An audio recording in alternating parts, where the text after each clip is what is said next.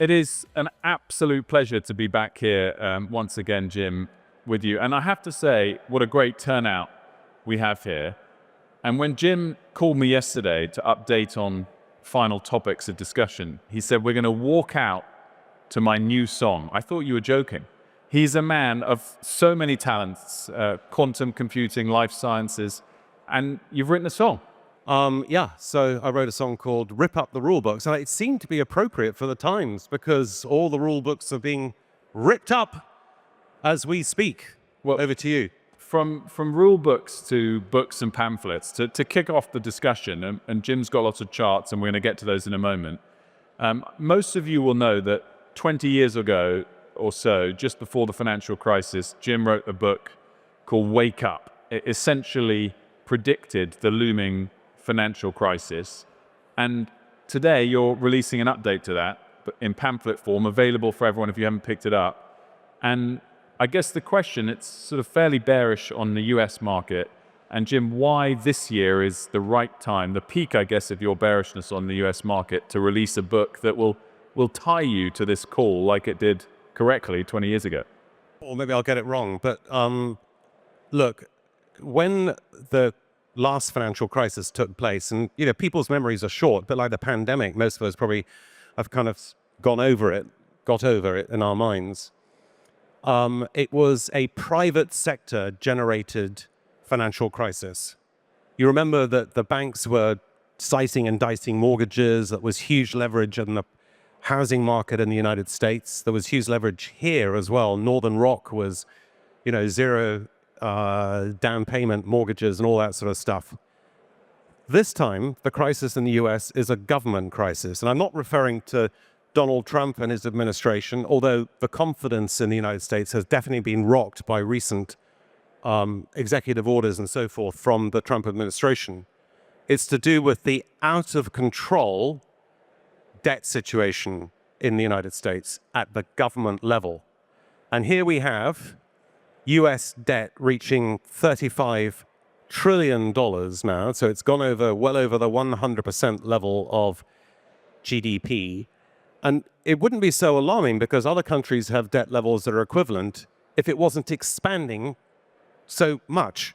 So just one quick point here, Wilf. The US taxes its economy at about 30% of GDP and spends about 37% of GDP. Doge, the Elon Musk thing, might be able to shave some tiny amount off that because, as you will see, most expenditure in the US is non-discretionary. It just can't be chopped. It can't be cut, especially with an aging population and a rapidly aging population in the United States. So the government is now talking about tax cuts at a time when they should be taxing more their undertaxed economy. So it's heading for a major crisis. It will happen in the next couple of years. It may be happening now as we speak, but it's going to be very, very serious.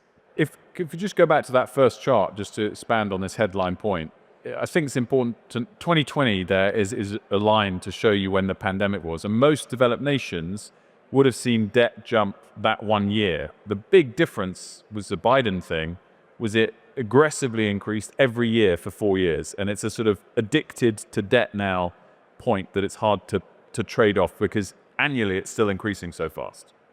That's absolutely right. So the amount of debt is increasing by 7% a year because that's the budget deficit.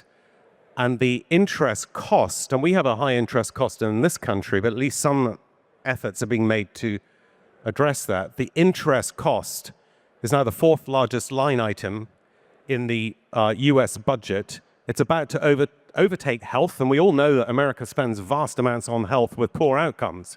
They have a 4-year less life expectancy than we do in this United Kingdom. So very soon, net interest is going to overtake health and overtake national defense. It's an unheralded, unspoken crisis, and it's exactly the same, but in a different way, to the crisis that we foresaw, Al Chalabi and myself, in 2006 and 2007. So watch out. We'll mention the UK a bit later, but weirdly, we look quite good on that measure. 122% of GDP is the debt in the US. We're about 100%, and the deficit is increasing at a slower rate. So just pause before we get on to stock market valuations in the US.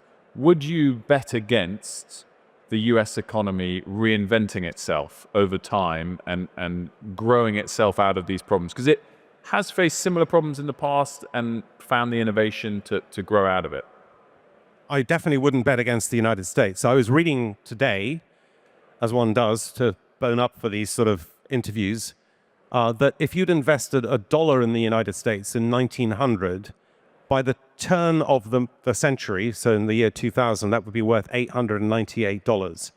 If you'd invested in the rest of the world, it would be worth $169. So the United States has been the outstanding place to invest.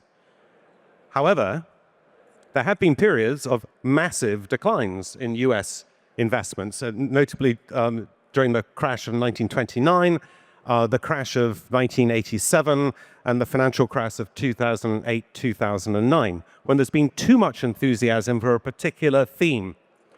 The particular theme at the moment, of course, which we'll get to, is AI and everything around it. It doesn't mean to say it's not going to reshape the economy, reshape everything, but it is priced to perfection at a time when the US is about to go into economic recession.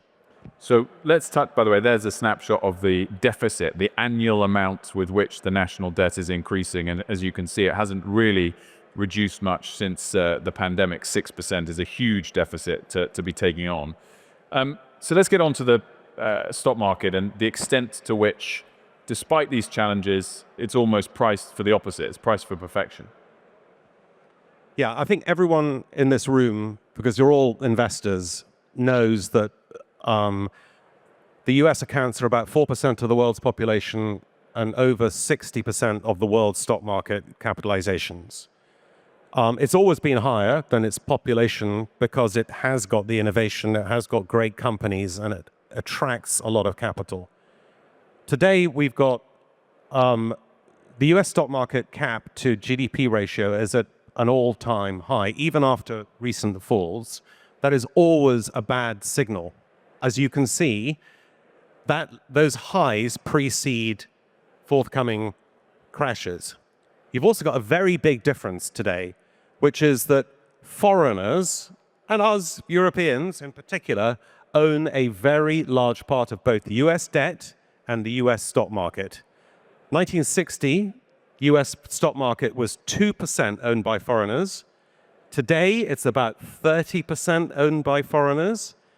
And of that 30%, 18% comes from Europe. So more than half comes from Europe. A lot of investment also comes from Japan. The Japanese have had a very poor performing stock market until recently. Their currency has been weak, their economy has been weak, but that is beginning to turn.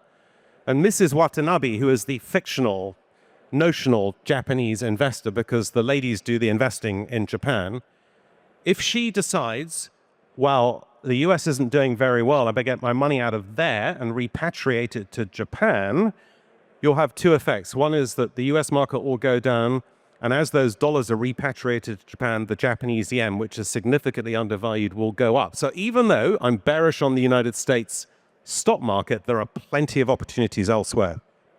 Let's just finish off some of these points on the US, though. And it is, in particular, the Mag 7 and the tech companies, which is an interesting dichotomy because they also highlight the extraordinary innovation of the US that has been lacking, perhaps, in other parts of the world. But priced as they are, you think, are they all sells? Are some of them buys?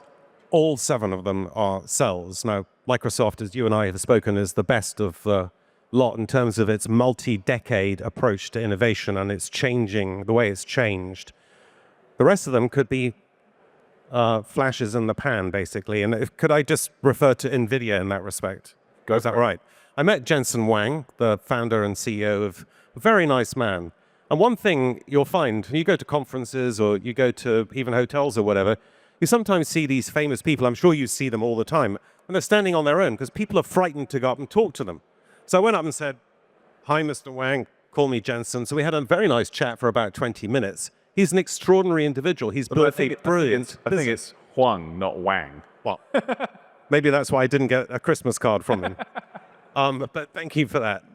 Anyway, as you know, NVIDIA is one of the picks and shovel companies, like Cisco was, for the new AI boom. There has never been a picks and shovel company that hasn't had its margins eroded away in history, ever. All picks and shovel companies go down to standardized or low margins because other people come in. And the Chinese in particular are eating the lunch of a lot of these companies. So what you have today is that all the big tech companies in the US are basically building railroads. They've moved on from innovation. They're still trying to innovate, but they're basically building all these data centers. They're building all these facilities that are super capital heavy, very, very capital heavy, because they want to be the monopolists going into the future as well as into the past. That is not going to happen. Railroads emerged in the 1820s, 1830s, and really got going in the 1850s. And British railroads in particular were a investment boom, such as the Mag 7 is today. It was a complete round trip. By 1920, everyone had lost money in railroads. And so it will be today with several, at least, of these tech companies. They are spending, the Mag 7 is spending $70 to $80 billion per quarter between them, per quarter on R&D. They're also spending $70 to $80 billion a quarter on building facilities. That is a huge amount of their so-called cash flow. That means they can't buy back their stock like they used to because they don't have the money to do it. And ultimately, in a falling economy, which we're about to have in the United States, hopefully we won't have in this country, although it's stagnating, you're going to find that margins will be compressed. NVIDIA has broken down below its 200-day moving average. And as Paul Tudor Jones says, nothing good ever happens below the 200 moving average level. So as far as I'm concerned, nearly $3 trillion valuation on NVIDIA at a time when their margins are going to be compressed, at a time when there is very strong competition from basically everyone, particularly China. And the Chinese are innovating like no other country in the history. Well, so I just wanted to pick up on that point, because you could have made that argument against NVIDIA last year, the year before, and the year before that. Have you been impressed, not by the way the market has valued them, but by their own internal ability to defend their margins, even in the face, I would say, that this last year, China has really caught up. And yet, thus far, maybe it's about to happen, but thus far, NVIDIA's margins haven't yet been destroyed. It's a very good point. And actually, I would have made the same point last year, so you're absolutely correct. However, what I will tell you is I've looked at NVIDIA's recent quarterly report. Their receivables have gone out to 53 days, up from 32 days the previous quarter. That is a very bad sign. That means their customers aren't paying. The second thing is their margins are beginning to compress. And then what's the other thing about NVIDIA that I've got to say? The Chinese competition is providing solutions for AI companies, which are not making any money, by the way, and the AI adoption rate is not as high as people would like you to think it is. The Chinese companies are making chips that are not quite as good as the NVIDIA chips, but they're good enough for what's needed for AI companies. And the last thing I'm going to say, while I remember, there's a lot to remember, is that CoreWeave, you probably saw, went public yesterday in the US. It fell on its public offering. The biggest tech IPO for 4 years. Yeah, but only raised $1.5 billion. It was expecting to raise $4 billion. Who was the anchor investor in that company? I don't know, NVIDIA. NVIDIA, because they're a big customer of theirs, and the deal was going to fall over if NVIDIA hadn't put the money in. So there's a sort of circularity to this, but watch out for receivables, because receivables tell you, is there strain in the customer base? Yeah, and the answer is yes. I didn't know about accounts receivable. Yesterday they closed flat on the day, but they did lower the price range significantly, didn't they, before the IPO? Just quickly, whilst we've got the Mag 7 up there, or all listed, Tesla's already halved in value or more since December. Is it now a buy? Well, I don't think so. But Tesla has been the widowmaker trade for professional short sellers because, you know, every time they sell it, because it looks so obviously a sell, the thing goes up. I think that the promise of automotive or autonomous driving is now transferred to other countries. Here in the UK, as an example, or Waymo in the US, or Baidu in China, look more promising than Tesla, which has been promising it for years and has still not got it. And they won't use LiDAR. They're only using cameras, which seems crazy to me. He has now moved into the realm of, this is Musk, of course, has moved into the realm of humanoids, which is the little robots that will do your laundry and work in factories and keep your old people happy. And there's a Japanese robot company behind there that's worth having a look at, basically, in that respect. But whether he manages to do it or not with all the other stuff he's got going on, I don't know. And we were talking about this earlier. He's merged his X Twitter platform today with his AI outfit, which is always a bad sign. He did it with Solar City for Tesla. To my mind, if it was a rational market, you'd see Tesla at the valuation of Volkswagen or GM, because it's no more than a car manufacturer, basically. The battery IP, I guess, is slightly different, but I know what you mean on that. Just quickly on the Mag 7 as well, I think we agree on this, but if there was a decent pullback in all of them together, which is the one that you would potentially buy for the long term, or none of them? It was your suggestion, and I completely agree with it. I think Microsoft is a very class act. But let's go back in history. The waves of innovation, the 60s, 70s, 80s, most recently the internet boom, how many of those companies are still around in, with big valuations? And the answer is, the Ciscos are all fractions of what they were. The British Telecom was a very hyped up stock. It's a quarter of the level it was at the time of the internet boom. And you're going to find the same with some of these companies. So give us a snapshot of that chart, NVIDIA and Cisco. Okay, that's a bit further on, but I'll find it. So this is foreign ownership of the US equity market, as you can see.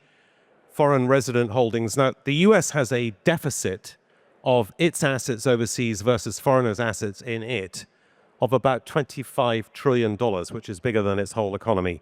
So repatriation risk of foreigners selling assets in the United States is very substantial. And the dollar is very vulnerable, in my opinion, as I said earlier on. I really don't want to give you a bad impression of... We can go back through these charts. I've got the order confused. Here we are. There we go. Here it is. Right, so here we are.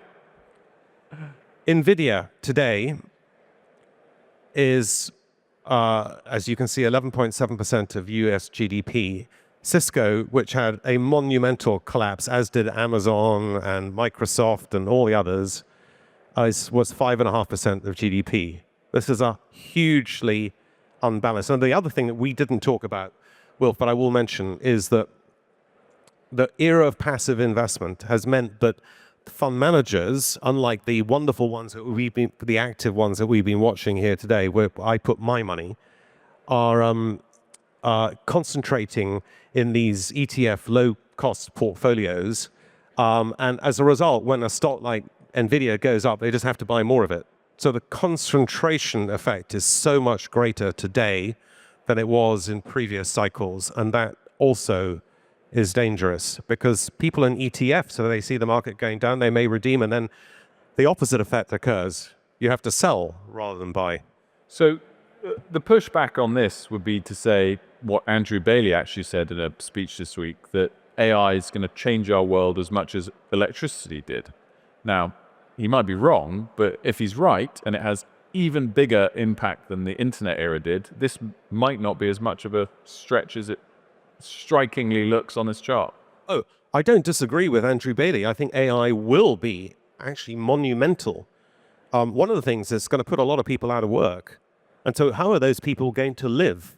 We will have to revisit the universal wage thing, because there will be a lot of people who are currently doing jobs that will be able to be done by AI in the relatively near future. But it doesn't mean to say that, and there will obviously be winners particularly in humanoids, I think. But the problem is that there's a huge amount of competition, and it's very effective competition. The days when America had all these markets to itself are over. I mean, I'll just point you to BYD, the Chinese car company, which is short for buy your own dreams or build your dream or whatever, has overtaken NVIDIA in terms of sales, in terms of margins, and it's about to overtake, not NVIDIA, Tesla, and it's about to overtake Tesla as well. Baidu, which is the sort of Google stroke Yahoo of China, has an amazing autonomous driving platform called Apollo, which is probably better than anyone else's. And yet, that's selling at 10 times earnings. So why would you pay 100 times earnings for Tesla when the earnings are going nowhere? If we go back a chart to, you had one about crashes. I guess that's where this all comes to in terms of expecting what scale of pullback in these US stocks.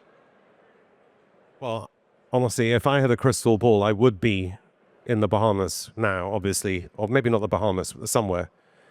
Although I love being a master investor, but I'm still working because everyone has to work as they get older. Look, it's going to be a very substantial one. Now, the big question is, at what point does the Federal Reserve, which has been effectively tightening, open up the spigots again? The problem is if it opens up the spigots, then you end up with rising bond yields and therefore a higher interest cost for the US government, which exacerbates the problem.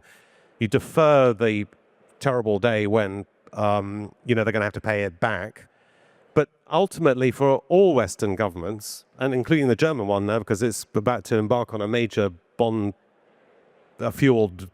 spending splurge, the only way out of this debt impasse is to inflate it away. So when they all go on about we're going to get rid of inflation, we're getting inflation down, etc., actually, they're speaking out of two sides of their mouth because they actually want inflation because that's the way that they can gradually, as they did after the Second World War, the British, because we had huge debts during the war, get rid of the debt. So I don't think the period of inflation is over. I'm not really sure how to play that other than that my number one recommendation and yours last year was buy gold.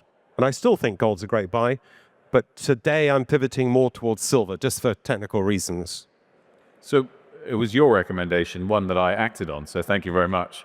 But talk us through why in this very bearish scenario and this weak dollar prediction, gold isn't as strong a call this year. Why gold is as strong as it is. Well, no, isn't as strong a call as it was for you last year. Just because it's had a good run. But basically because it's been by far the best asset class, including crypto, in the last year. Simple as that. So in pound sterling terms, it's up 50%, which is, I think, for any of us, is a decent rate of return.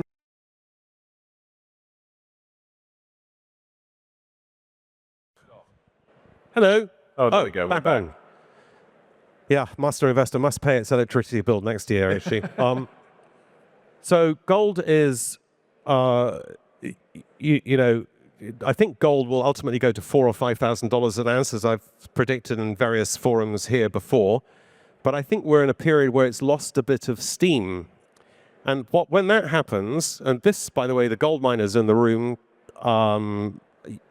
such as Barton, Dart, etc., can tell you about this if you want to go to their stands. When that happens, gold stocks tend to catch up. So gold shares tend to catch up. They lag behind the physical.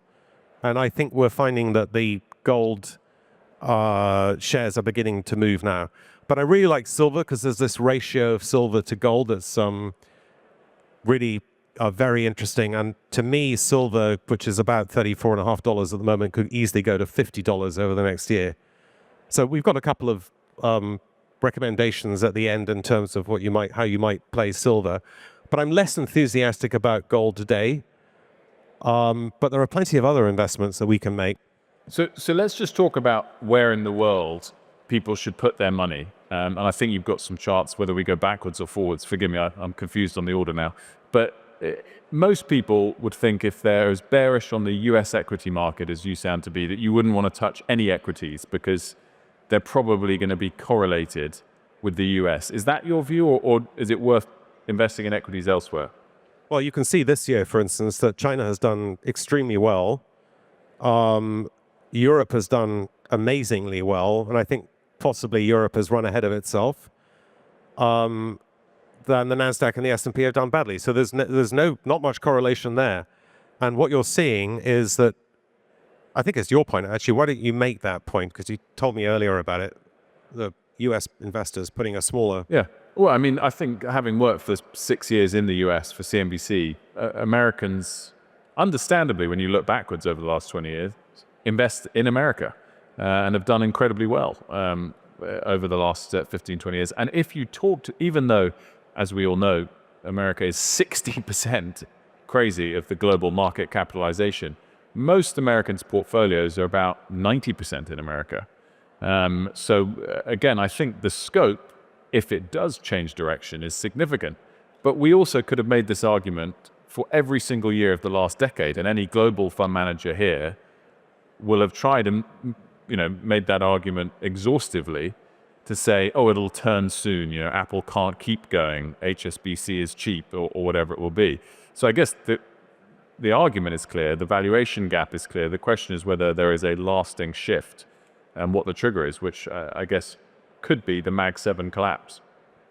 Yeah, that could be one of them. Also, you've got the China situation. I mean, not so long ago, people were writing China off, saying that it was a sort of Communist Party rigged market, etc., which in part possibly is. But there are some great companies in China. And, this year that's proven it. Look at the performance of China in the last, few months. It's been incredible relative to the United States. And yet it remains a very cheap stock market. Here in Europe, it's slightly biased or difficult because what you've had is SAP in Germany, which is the sort of Mag 7 of Germany, has produced outsized returns and has distorted that market. We don't really have tech companies here, although we do with Quantinium, but it's not public yet. So there's been distortions in the European markets. We've also had this defense boom in the stock markets in Europe, which has also given it extra impetus. I do agree with you. I think in the short term, you're probably better off just holding a bit of cash and being very selective in your investments and putting some limits in for good quality Chinese, European companies. But I also like emerging markets. I think that, buying emerging markets and buying them through ETFs is fine because there's no concentration risk. Not everyone in the world is in emerging markets, is a good tactic. And I love UK investment trusts. You and I were talking about it earlier on. I think they're a wonderful vehicle. And you've got Jonathan Davis over here, who's Mr. Guru in investment trusts, right in the front row. Go and talk to him about them and listen to his podcast. Honestly, these are free, sponsored, unsponsored adverts. Money Makers. It's wonderful. It comes out every week. So before we get into some of your specific recommendations, there's two other big picture questions I just wanted to touch on. The first is Japan. Japan, you previously were very bullish on. Have you tempered that bullishness? It's your very strong call is on the yen as opposed to the Japanese equity market. Just talk us through that. Yeah, I mean, I think Japan has done very well as a stock market, as you know. And funds like Nippon Active Value Fund have done extraordinarily well. It could be that the Japanese valuations, which were never unbelievably cheap, were just relatively cheap to the United States, have now reached a level at which there's better value elsewhere. However, as I mentioned, Mrs. Watanabe, if she starts repatriating her money, she might start putting it into the Japanese stock market. Now, on the yen, I've been a bull on the yen for a couple of years now, and it's not really, it's got a bit better. But the fact of the matter is that the interest differential between US dollar and Japanese yen was infinite because the yen yielded nothing and the US dollar was, 4 to 5% in terms of, easy, good investments to make. That has now narrowed. So 1.5% in Japan, that's probably going to go to 2.5 or 3%. In the meantime, the economic fundamentals of Japan look very good compared to the United States. Now, you might say, why? When they've got 220% of GDP in government debt. And the answer is because all that government debt is owned by the Japanese. It's not owned by foreigners. I say all of it, almost all of it. Whereas in the US, it's extremely vulnerable to foreign repatriation and foreign selling. And if I was, Saudi Arabia or China, and I've got large reserves in the United States, I'd be thinking, and maybe this is one of the reasons that gold is going up, why wouldn't I put it into something else? Gold, silver, and not take the risk of having your bonds reset. I mean, it's entirely possible that Donald Trump could say, right, those 10-year bonds are now 50-year bonds. It's possible. It's been talked about. It would do all manner of damage to the US dollar if it happened. Let's touch on, because I think it's interesting, the UK's in a very tough political needle to thread this, but it's just about possible that Keir Starmer does thread it, and we stay friends with America, we become closer friends once again with the EU. But you think the country that people aren't talking about a huge amount that has an even harder task, almost impossible task, is Ireland?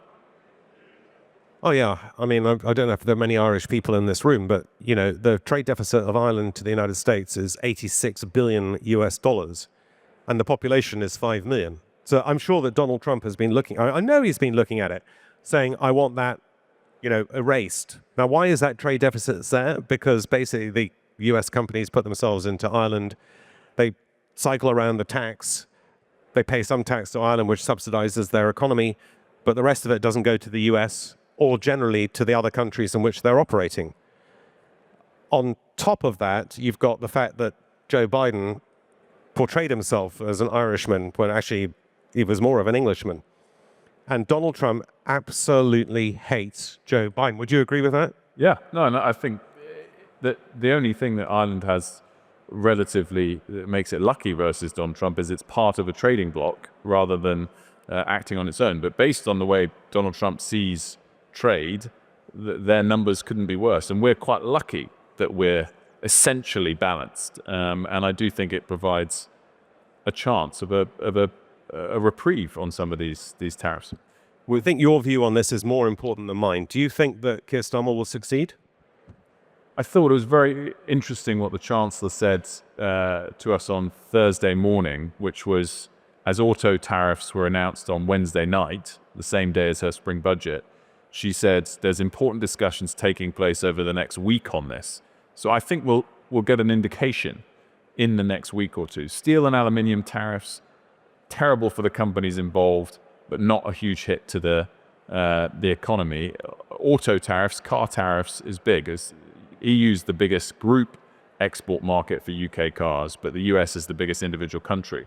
So if there isn't confidence that a free trade deal is coming in months, then I think the UK will be forced to respond when those tariffs are imposed. So we'll see. I think he has got a chance, yeah. I think he's got a chance of striking something. We'll have to abolish the digital sales tax in response. We'll have to tie ourselves more to America in the short term, and that might make EU renegotiation harder. But I think he's got a chance there. I agree with you. I think it looks pretty bad for Europe. And I know Germany is coming up with its big bazooka of 500 billion to 1 trillion euros. But are you bullish on Germany? Most of my assets are in Germany. And so I want to be bullish on it. But I have to say, it is an analog country in a digital age. And it's going to be really difficult to reset their fundamental industrial strategy. But if debt to GDP is 60-odd% compared to the hundreds or 200s that we were talking about, and they're going to take the handbrake off, at least in the next couple of years it should grow, shouldn't it? Definitely it will grow. I'm just talking about the longer term. Yeah. Let's bring up your charts. We've got some stock picks here, which we're not going to have time to go through all of them, but I know these charts will be available online for people to look at. In terms of these disruptors, Rolls-Royce disruptor? Well, it's got two things going for it at the moment. One is that there's an increased focus on defense, and obviously it's providing defense products. And the second is I think the government here will authorize expenditure on small modular reactors, which is just a no-brainer as far as I'm concerned. We are world leaders in fusion. This is fission power, regular nuclear power. We're a world leader in fusion, and I'm actually talking at a literary festival next week to the guys in charge of our fusion efforts. But that's some years off. But in terms of putting these SMRs up around the place, Rolls-Royce is the world leader. And these small ones come from nuclear powered submarines, basically. That's where they get the technology from. And Rolls-Royce is a clear leader in that respect. So yeah, I think that it's had a very good move. There may be issues with the F-15 contracts because the Europeans may stop buying F-15s, and Rolls-Royce is a beneficiary of that, as is BAE. But I like it. Let's go on to a couple of slides because it's fun to go through some of these UK stocks. Your UK recommendations, Aviva, Prudential, Barclays and Manx. So the financials, do you think, they're cheap or they're going to be world leaders in a couple of years? Well, I can tell you that I would also put Phoenix in here, which is one that I've got a big position in, which has done quite well recently. All of these stocks are beginning to do quite well. Aviva's just bought Direct Line. Prudential is Asia-focused, but UK-based. Barclays has done extremely well as a share, as you probably has done a lot better than NVIDIA, that's for sure. And I do think they're cheap, and I think you'll find, as with Aviva buying Direct Line, there'll be a lot of M&A activity in UK financial companies. We are the second largest financial center in the world, and probably the world leader in fintech. With very strong underlying yields, with no withholding tax, because we don't have withholding tax on dividends in the UK, we're going to be attractive to both potential buyers of these companies, but also to investors as they rotate away from falling US tech stocks. I'd maybe put up the chart of tomorrow's world's tips. We don't have time to go through all of them, but there's some great names on there for people to research. As we wrap up, Jim, I really urge everybody to read this pamphlet, which is obviously Jim's careful thoughts brought together about the state of the world. The recommendation page, Jim, I think highlights the scale of your view. The number one recommendation isn't trim US tech stocks. It says sell all US stocks. Yeah, because the good girls go down with the bad, I'm afraid. So we've had about depending on the index, a 5 to 10% correction in the US. It was down again yesterday. The charts look terrible. I think we're in for at least another 10 to 15%. So the reason it's a pamphlet and not a book is it's very time sensitive. And actually, I wrote it a couple of weeks ago because I got the printers. I wish it was coming. I'd written it today because obviously it would be more relevant. But I still think we're in for a rough ride in the United States. Of these tomorrow's world stocks, there's some risk involved. You always, though, talk up investment trusts, mutual funds are the way for people to go if they can. Well, I'm devoted to changing the world's food system, which I think is necessary and can be done. And so Macroeconomics, which is selling at a big discount to NAV, I think is very attractive. I mean, it's got good and bad stuff in there. Dr. Philip Boignet, who's in charge of it, has got a stand. Go and talk to him. The reason I put Honeywell there is because it's the partner with Ilias and Quantinium. And so they have a big investment in Quantinium. So I just thought, well, why not put that one up there? The Sunny Optical is the only way that I can find for investors to invest in humanoids, because they make the optical sensors. And it's a Hong Kong listed company. It's done extremely well as a company. So there's one way of investing in humanoids, but I'm going to find different ways of investing in humanoids and let you all know about that. Well, Jim, it's always a pleasure to catch up, and I know we only get this level of deep insight from Jim once per year at the moment, but it's about to change. We've roped you into a quarterly appearance on the podcast to come? Yeah, so I should tell you that Wilfred he is not just a great guy and a very good friend of mine, but he's also a highly experienced broadcaster.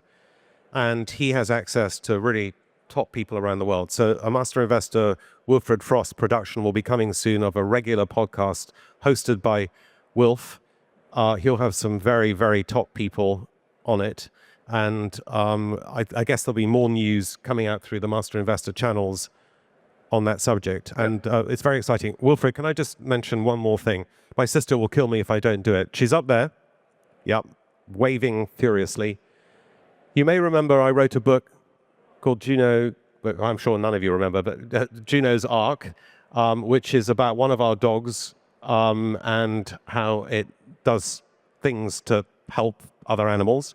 Well, the second one of those books, Juno Goes to London, is being launched at the Kennel Club, appropriately, with Juno in attendance on April the 9th. And these books, early copies of the book, are available through my sister up there. Every single penny, not just the profits or the blah, blah, blah, minus the costs, all the money goes to 3 very worthwhile animal charities. And I would really appreciate it if you could go and buy a few copies from my sister. Otherwise, she'll be weeping inconsolably tonight. But I particularly want to thank Wilfred, who's, as always, not just prepared, but a brilliant interrogator, and it has gone, has led us through some very interesting themes. And you'll see his podcast quite soon, and you can catch him every morning on, most mornings on Sky News, right? Monday to Thursday, Sky News. But as Jim said, the Master Investor podcast will be coming in the next couple of months. So please do look out for it.